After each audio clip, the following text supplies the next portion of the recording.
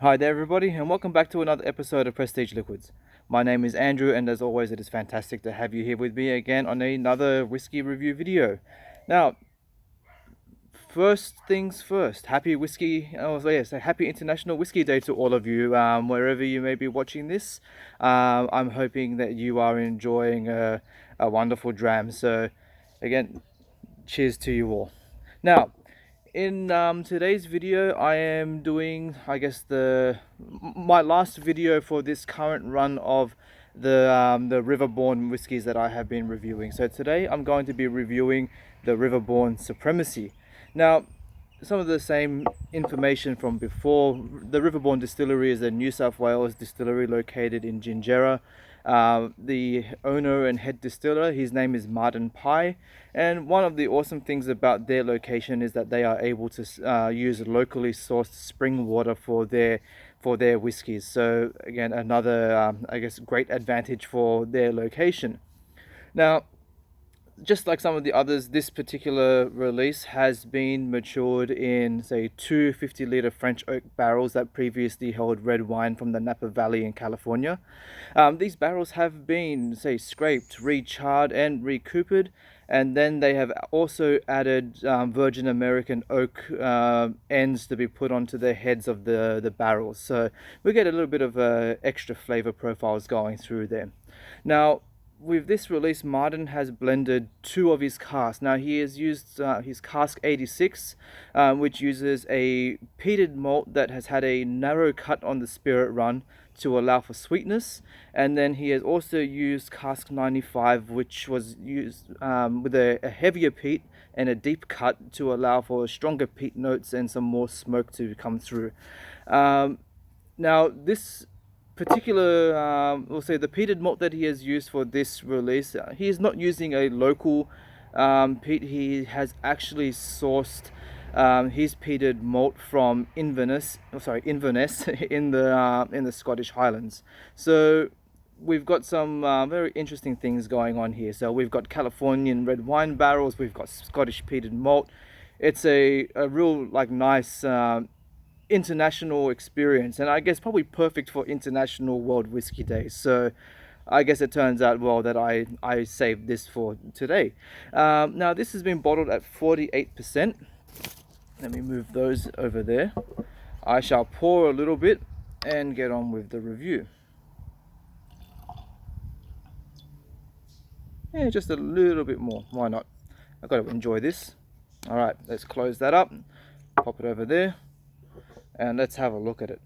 Now, just like with some of the other reviews that I've done for Riverbourne, you see the color is very similar, like across the board. So you've got this nice, soft golden color with a slightly orangey red tone to it. Let's have a look for the legs. Yeah, we've got some beautiful thick legs coming down on the glass there. It's really nice. Unfortunately, you won't really be able to see it too well, but if I can hold it up, I don't know, you may be able to see them. But yeah, they're definitely there. All right, let's get on with the tasting and let's see what we get. So cheers, guys. Wow. You know that this is peated straight away. But one of the first things that comes through is this nice, sweet, fruity note that comes through.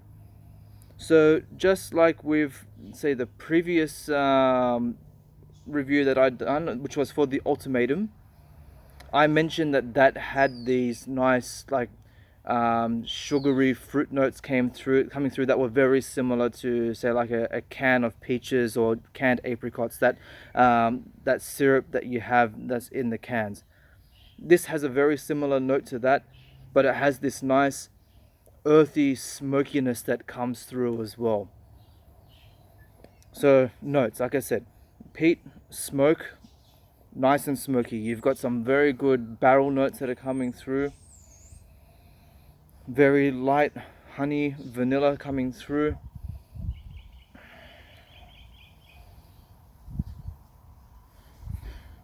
Yep, apples and peaches, definitely.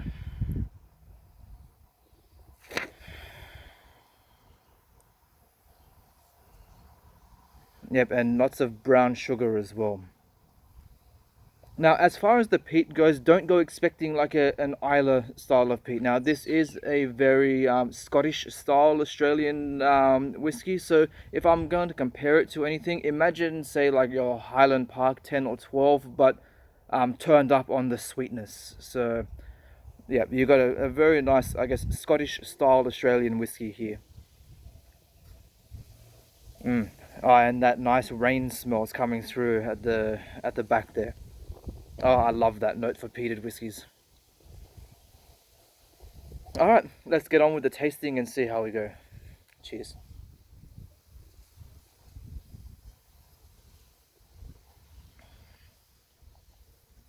Nice, even, soft and spicy mouthfeel. This has quite a bit going on. Bottled at 48%.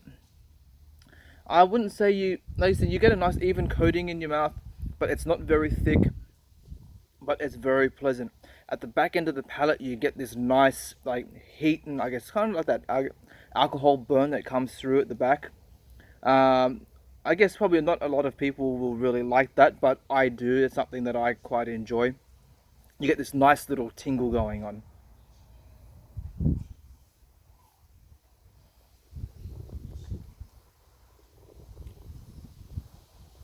Okay, all right. So definitely very like smoke and barrel dominant. You got like, this nice smoky and oaky notes coming through, which then follows through after that with those fruit notes that I mentioned. So again, imagine that syrup from your canned peaches, apple.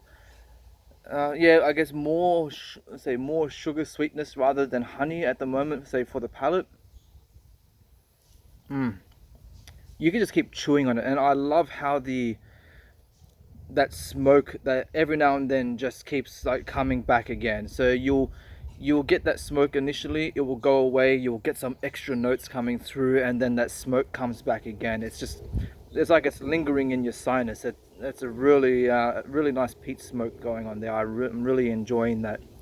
The finish is probably more on the short side, but it's not weak. It's got this nice sweetness that comes along, and as I've been mentioning, I guess with the nosing and the palate, you've got this nice smoke and peat that just that comes through.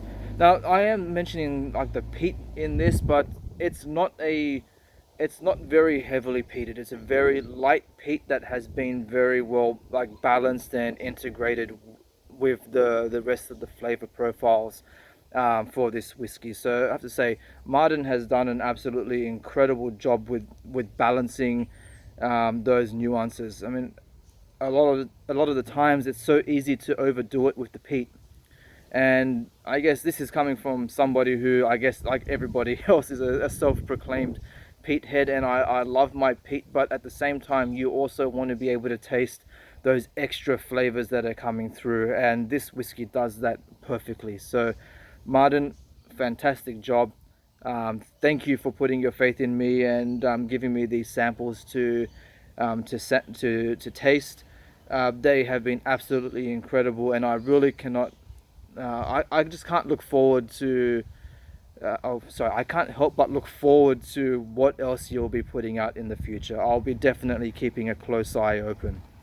So, thank you very much, guys. A bit of the housekeeping side of things now. If you're a returning subscriber, then thank you for joining me again on another review. If you're new to the channel, then please make sure that you hit that subscribe button to stay up to date with, say, more of my content coming out. And also hit the bell notification that will help you to stay up to date with more content. And leave me a comment. So if you've tried this before, then please let me know what you have thought of it, because I would love to know. But I have to say, yeah, that's it. Martin, thank you very much, and to the rest of you, again, happy International Whiskey Day, and I look forward to seeing you all again on the next video. KIPPIS.